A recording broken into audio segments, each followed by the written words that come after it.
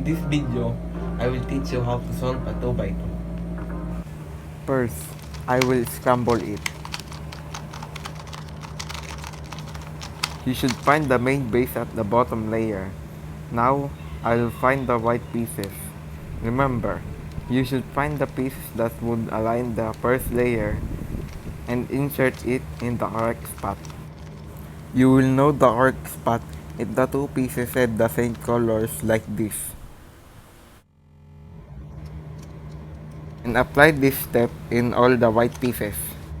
For the second layer, we will solve first the color yellow. And for this case, you should do the algorithm.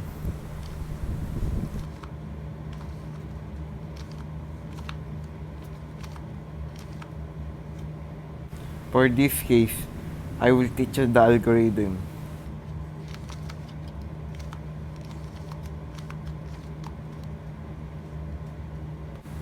There are two cases in last step.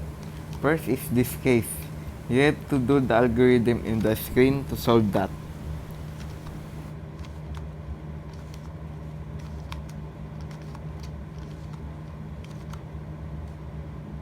In this case, you need to do the algorithm that I taught you earlier.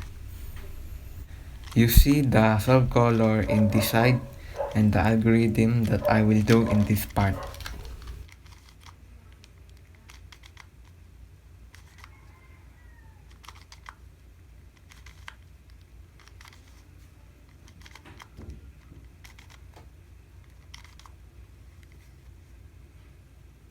If you see this case, there is no solve color and you will do that algorithm twice.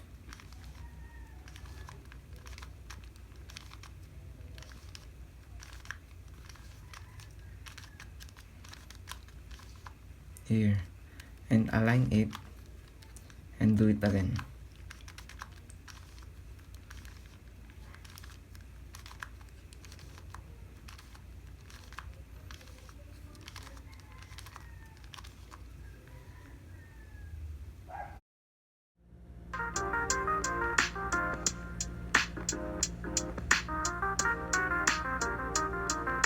Bye guys, thank you for watching and don't forget to hit like and subscribe.